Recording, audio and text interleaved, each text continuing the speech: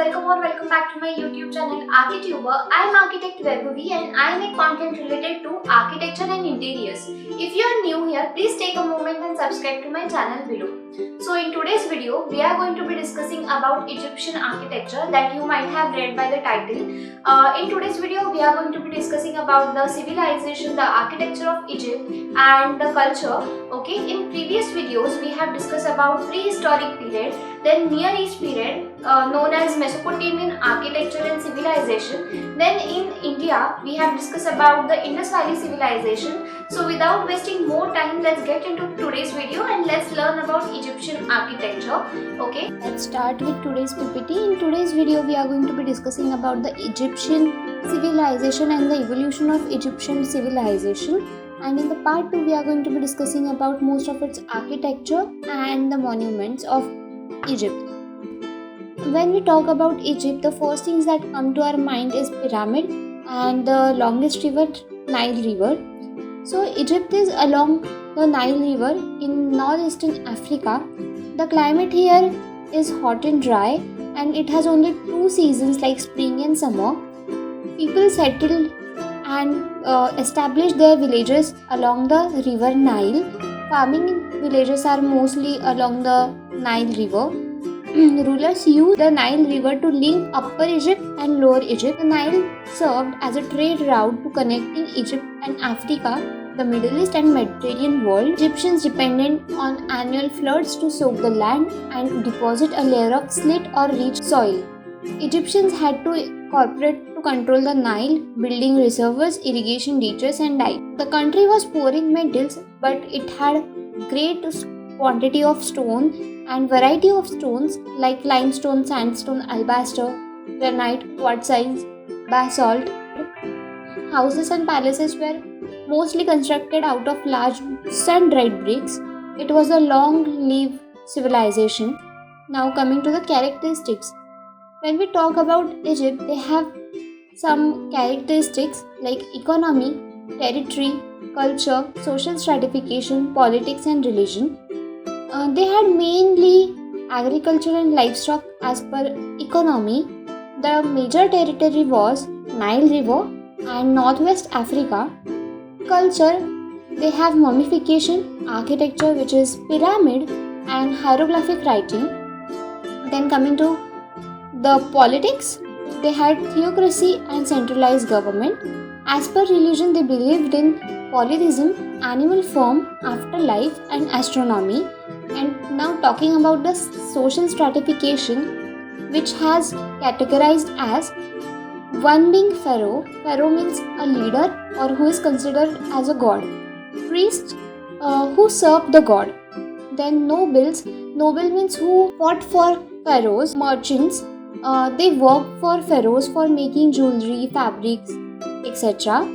And farmers and slaves worked in the field for pharaohs. Now coming to the ancient Egypt, it had two types like pre-dynastic Egypt and dynastic Egypt. Pre-dynastic period was in 5000 to 3000 BC and dynastic period was in 3000 to 30 BC. Pre-dynastic has three kingdoms such as Old Kingdom, Middle Kingdom and New Kingdom. Now talking about the pre-dynastic period, Egypt was not unified nation in pre-dynastic period, whereas in dynastic period it was united under one ruler. Okay, the culture of the south expanded northward. In dynastic period, Egyptian state that extended roughly 800 kilometers. Okay, now coming to the characteristics of Egyptian civilization or architecture. So due to the scarcity of lumber, the two predominant building materials used in ancient Egypt were sunbaked bricks and stone, mainly limestone, but also sandstone and granite were considerably used in some quantities. From the Old Kingdom onward, stone was generally reserved for tombs and temples, while bricks were used for royal palaces and fortresses, the walls of temple precincts and towns for subsidiary buildings and temple complexes. Egypt houses were made out of mud collected from the Nile River itself. It was placed in molds and then left to dry in the hot sun to harden for the use of construction. Many Egyptian towns have disappeared because they were situated and cultivated near the Nile Valley. Some of them are inaccessible, and new buildings have been erected on the ancient ones itself. Fortunately, the dry and hot climate of Egypt preserved some of the brick structures. They have many temples and tombs which have survived because they were built on high ground, unaffected by the Nile flood, and were constructed out of stone. Now, coming to the Egyptian architecture, massive structures came to be favored from the Old Kingdom. Okay, mud brick was principal building material for domestic building. Stone was favored for tombs and temples. Features of mud constructions were often echoed in stone, and corner detailing often resembled bunches of reeds used as a binding material in mud construction. Funerary structures, Egyptians have focused on life after death, preservations of bodies through mummification, and providing goods for the afterlife considered essential. Now, talking about pyramids. Pyramids are large structures with four triangular sides that meet at the top. Egyptians built more than 90 royal pyramids in 2630 to 1530 BC, which is in the Middle Kingdom. They have step pyramids and slope pyramids. We will be discussing about them in the part 2. Now, religious buildings and monuments. Massive structure characterized by thick sloping walls with few openings, possibly a method of construction used to up stability in mud walls. The incise and flatly modeled surface adornment of the stone buildings has derived from mud wall ornamentation. The use of the arch was developed during the 4th dynasty. All monumental buildings have post and lintel construction. Flat roofs are constructed of few stone blocks supported by the external walls and closely spaced columns. Exterior walls and interior walls as well have columns and piers, and they were covered with hieroglyphic and pictorial carvings and painted in brilliant colors. Ancient Egyptian temples were aligned with astronomically significant events such as solstices and equinox, required precise measurements at the moment of the particular event. Measurements at the most significant temples may have been ceremonially undertaken by the pharaoh himself. Now, talking about the mastabas, early Old Kingdom and royal burials were in mastabas, squarish or rectangularish building connected by shafts to tombs, chambers deep beneath the earth. As you can see in the picture, the tomb is beneath the earth, the shaft is there to go to the tomb, and then there is chapel. Okay, underground structure that contained one burial site and a flat rectangular mud brick structure built over it. The long side of the mastabas had north to south orientation. Niche, eastern side, cut deeper into solid mastabas, a place for making offering. False door on the west wall of the offering chamber, intended to connect the worlds of the dead and the living, permitted the dead to pass through and receive offerings.